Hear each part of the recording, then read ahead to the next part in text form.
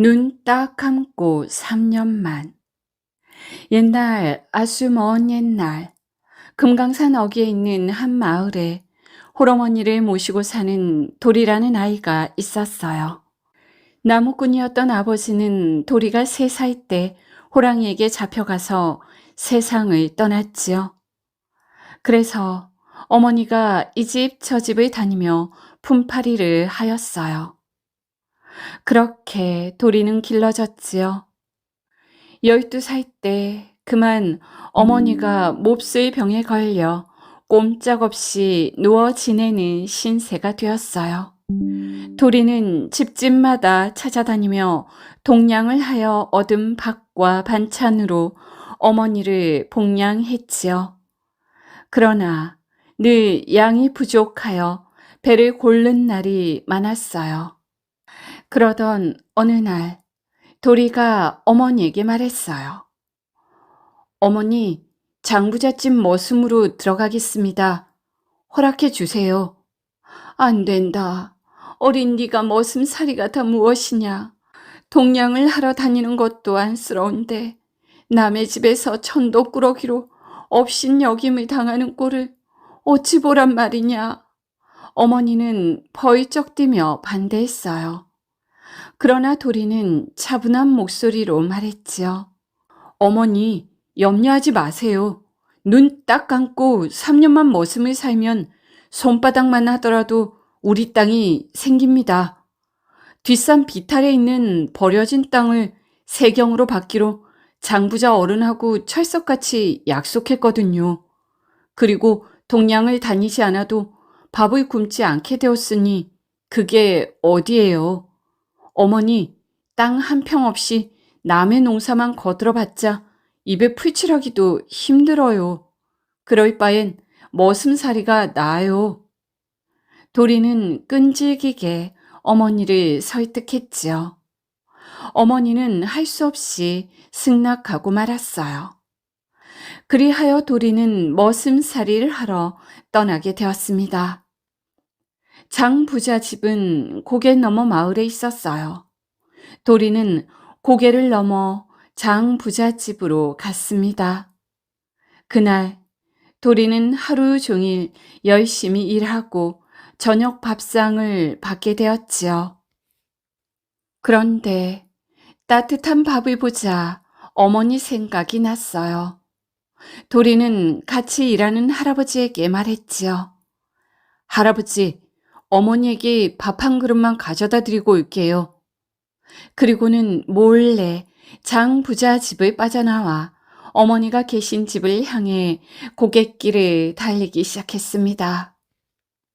도리는 사람이 다니는 길을 피하여 가시덤불 속을 내달렸어요. 한시라도 빨리 집에 닿으려고 지름길을 이용한 것이지요. 어머니, 저녁 진지 드세요. 도리는 품에 넣은 밥그릇을 내놓았어요. 어찌나 빨리 달려왔는지 아직도 김이 모락모락 났지요. 어머니는 밥 한 그릇을 맛있게 먹었어요. 도리는 그 모습을 보기만 해도 배가 불렀지요. 어느새 해가 서산마루에 걸렸습니다. 도리는 서둘러 장 부잣집으로 돌아갔지요. 한편 장 부잣집은 벌집을 쑤셔놓은 듯 발칵 뒤집혀 있었어요. 장 부자는 화가 머리끝까지 나 있었지요. 배은망덕한 놈, 동냥지 다니는 놈을 거두어 주었더니 밥을 먹자마자 달아나. 괘씸한 녀석 같으니라고. 장 부자가 한참 씩씩거리고 있을 때 도리가 대문을 들어섰어요. 그 모습을 보자 장 부자의 볼호령이 떨어졌어요. 이놈, 어디로 달아났다가 이제 오느냐? 당장 무릎을 꿇지 못할까? 장 부자는 꾀도리를 마당에 꿇어앉혔지요. 곱비 풀린 망아지처럼 제멋대로 돌아다니는 놈은 혼이 좀 나야 한다.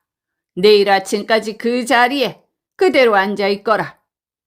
도리는 할 수 없이 마당에 꿇어앉은 채 밤을 새웠어요. 견딜 수 없을 만큼 추워서 손발이 얼어붙고 정신이 가물가물했습니다. 그렇지만 도리는 이를 악물었어요. 참아야 한다. 어머니를 봉양하기 위해 이렇게 시작한 머슴살인데 여기서 쓰러질 수는 없어. 도리는 그렇게 각오를 다졌습니다. 다음 날부터는 더욱 혹독한 머슴살이가 시작되었어요. 첫날부터 눈밖에 나서인지 장 부자는 꾀돌이를 하루 종일 들들 볶았지요. 아주 인정사정 없이 대했습니다. 꾀돌이는 장 부자의 감시의 눈길을 피해 날마다 밥그릇을 품속에 넣어 가지고 가서 어머니께 드렸지요. 비가 오나 눈이 오나 추우나 더우나 험한 고갯길을 넘어 다녔습니다. 그렇게 3년의 세월이 지났지요. 어머니는 자리를 훌훌 털고 일어났어요. 어머니를 괴롭힌 병이 깨끗이 나은 것이었지요. 어머니는 지난 3년 동안 도리가 넘어다닌 고갯길이 궁금했어요. 어떻게 생긴 길인지 보고 싶었습니다. 어머니는 집에서 나와 천천히 고갯길을 걸어 올라갔지요. 아이고야, 이렇게 험한 곳을 지름길이라고 다니다니. 가시덤불을 헤치며 어머니는 너무나 가슴이 아팠어요. 어머니는 고갯마루에 다다랐어요. 그때 고갯 너머길을 내려다보니 누군가 땀을 뻘뻘 흘리며 걸어 올라오고 있었지요. 도리였습니다. 돌아! 어머니는 목이 터져라 아들의 이름을 불렀어요. 도리도 고갯마루에 서 있는 어머니를 보았지요. 어머니! 도리는 너무 기뻤어요. 아니, 이렇게 험하디 험한 고개를 혼자 걸어오시다니. 아, 이제는 정말 어머니도 건강해지셨구나. 도리는 단숨에 고개로 뛰어올라가 어머니를 부둥켜 안았지요. 기쁨의 눈물이 하염없이 흘러내렸어요. 어머니, 그동안 많이 힘드셨죠? 이제 우리도 살 길이 열렸어요. 도리는 품에서 땅 문서를 꺼냈지요. 머슴살이를 마치고 뒷산 비탈에 있는 버려진 땅을 세경으로 받은 것입니다. 어머니, 저는 내일부터 이 밭을 일구어 반드시 옥토로 만들겠어요. 장하구나, 돌아. 나는 너를 믿는다. 3년을 하루같이 이 고개를 넘나든 네가 아니냐. 너는 무엇이든 할 수 있는 아이야. 어머니는 아들을 부둥켜 안았습니다. 고갯길을 지나던 사람들이 이 광경을 보고 모두들 도리의 효성에 감동했지요. 아이고, 효자 중에 효자야. 어머니에게 따뜻한 밥을 드리기 위해 3년 동안 하루도 빠짐없이 고개를 넘어 다니다니. 하늘이 낳은 효자일세. 그렇고 말고 한시라도 빨리 가기 위해 기도 아닌 가시덤불을 헤치고 다녔다지 않나. 아이고, 그렇게 해서 생긴 이 지름길 좀 보라고. 효성으로 어머니를 봉양하기 위해 다녔으니 이 고개를 효양고개라고 불러야겠어. 그렇게 금강산에는 효성이 지극한 효자를 기리는 효양고개가 지금도 남아있다고 합니다. 산적을 물리친 도깨비. 바로야, 오늘 밤은 여기서 자고 가거라. 아니에요. 빨리 가서 어머니께 약을 사드려야지요. 아이고, 요새 산적이 많다는데 널 혼자 보내는 것이 걱정되는구나. 내 다른 사람들과 함께 산을 넘으면 좀 좋으련만 올 때도 아무 일 없었으니 괜찮을 거예요. 바로는 인사를 하고 작은아버지 집을 나왔지요.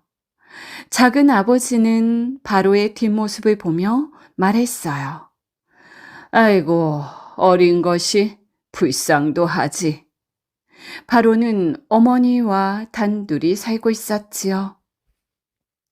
어머니가 남의 집 바느질을 해주고 돈을 받아 먹고 살았어요. 그런데 얼마 전 어머니가 병이 들었습니다. 옹이는 약을 사고 싶었지만 돈이 없었어요. 그래서 생각 끝에 작은아버지를 찾아갔던 것이지요. 작은아버지는 산 너머 마을에 살고 있었어요. 바로가 작은아버지에게 돈을 받았을 때는 이미 날이 저물고 있었지요. 하지만 얼른 집으로 가고 싶었어요. 밤새 아픈 어머니를 혼자 둘 수 없었기 때문이지요. 바로는 캄캄해진 산길을 걸었습니다. 부엉이의 울음소리도 무섭게 들렸지요.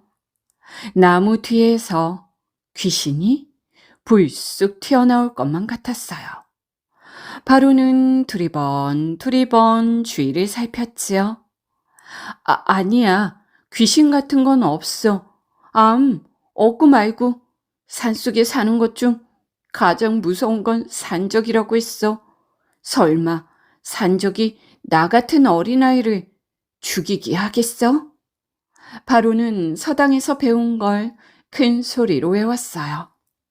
그랬더니 용기가 치솟는 것 같았지요.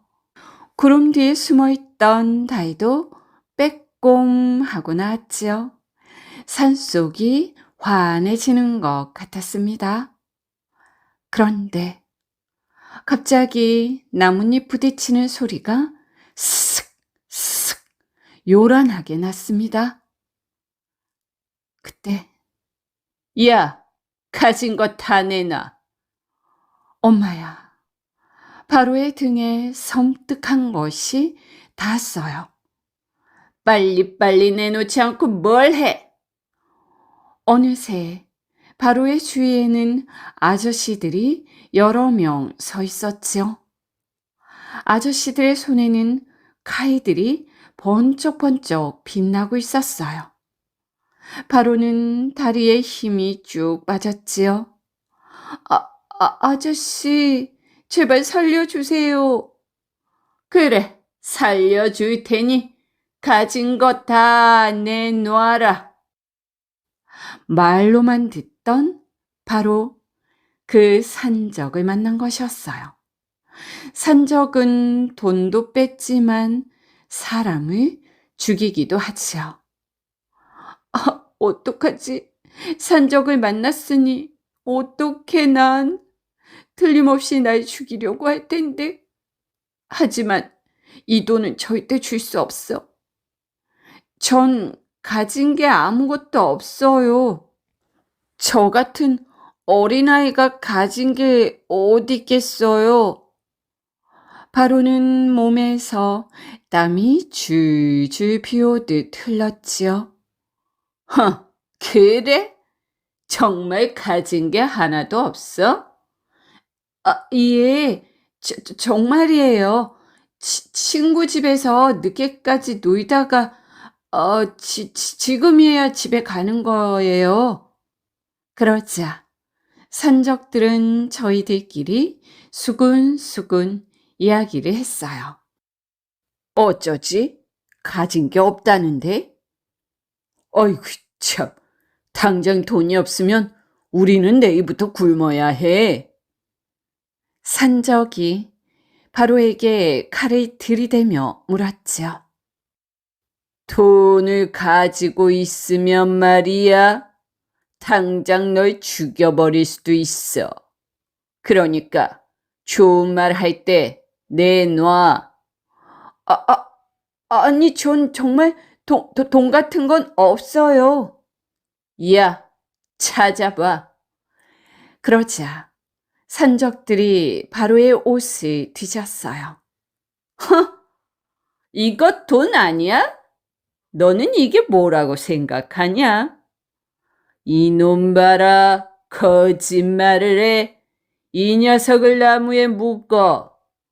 산적들은 바로를 나무에 묶었어요. 바로는 살려달라고 애원했지요. 안 돼요. 그건 병든 어머니께 약사들의 돈이에요. 그러니 제발. 허, 어림없다 이놈아.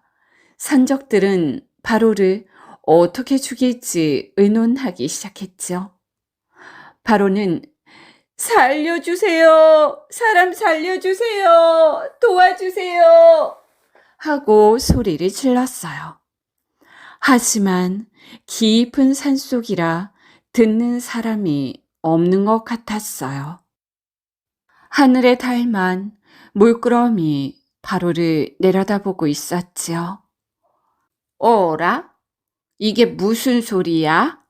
오늘 밤에 왜 이렇게 시끄럽지? 글쎄 말이야. 오랜만에 둘이서 신나게 놀려고 했더니. 야, 이 소리가 어디서 나는지 찾아가 보자. 깊은 산속에 바로와 산적 말고 또 누군가가 있었던 것이었어요. 누구일까요? 그들은 바로 도깨비였습니다. 두 도깨비는 소리나는 곳으로 찾아갔지요. 오라? 오정승 아니야? 오정승? 그게 누군데? 저기 나무에 꽁꽁 묶여있는 저 아이 말이야? 그래. 너 아직 모르고 있었니? 저 아이 이름이 오바로야. 앞으로 정승이 될 것이지. 아니, 그런데 왜 저러고 있지? 살려주세요. 살려주세요. 바로는 계속 소리를 질렀지요. 야, 그렇게 소리 질러도 소용없어. 이 산속에는 우리 말고 아무도 없단 말이야. 조용히 못해? 아이, 너무 시끄러워서 널 죽일 방법이 생각나지가 않잖아. 조용히 좀 해. 산적들이 버럭 소리를 질렀어요. 야, 산적한테 잡혔나 봐. 죽이려나 본데? 어떡하지? 도깨비들은 서로 얼굴을 쳐다보았어요. 야, 어떡하긴. 우리가 구해줘야지. 야, 우리 둘이서? 할 수 있을까? 도깨비 감투를 쓰면 우리 모습이 보이지 않을 거야. 산적들이 우리보다 많긴 하지만 방망이도 있잖아. 우리가 이길 수 있어. 가보자. 좋아. 한번 해보자. 재밌겠는데? 그리고는 도깨비들은 감투를 썼습니다. 감투를 쓴 도깨비들은 산적에게 다가갔지요. 그리고는 수염이 많이 난 산적의 머리를 세게 때렸어요. 탁! 아야! 어떤 놈이야! 머리를 맞은 산적은 주위를 두리번거렸어요. 하지만 산적 말고는 아무도 보이지 않았지요. 야, 너 금방 날 쳤지? 뭐라고? 난 가만히 있었어. 그러자 다시 한번 도깨비가 수염이 많이 난 산적을 방망이로 내리쳤어요. 아야! 아니, 어느 놈이 자꾸 때리는 거야? 이놈 맛 좀 봐라! 도깨비에게 맞은 산적이 옆에 있는 산적의 얼굴을 냅다 쳤습니다. 그렇게 해서 산적끼리 싸움이 났죠.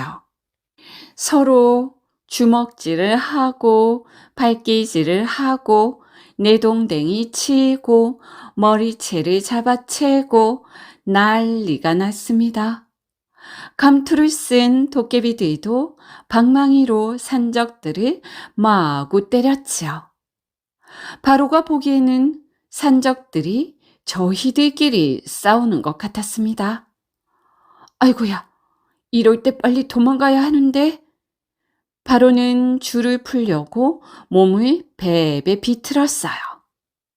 산적들은 저희끼리 싸우고 도깨비한테 얻어맞고 그러다 땅바닥에 쓰러져 버렸지요. 갑자기 바로를 묶고 있던 줄이 스르르 하고 풀렸습니다. 도깨비들이 풀어준 것이지요. 정신없는 틈을 타 바로는 산적에게 뺏긴 돈을 찾아 집으로 냅다 달렸지요. 이야, 우리가 오정승을 구했다. 잘했어. 도깨비들은 기뻐서 펄쩍펄쩍 뛰었어요. 그리고 바로는 약을 사다 어머니에게 드렸지요. 어머니는 바로가 사온 약을 먹고 금세 나았어요. 몇 년 후 바로는 과거에 급제했습니다. 그리고 도깨비가 말한 대로 백성을 잘 다스리는 훌륭한 정승이 되었다고 하지요.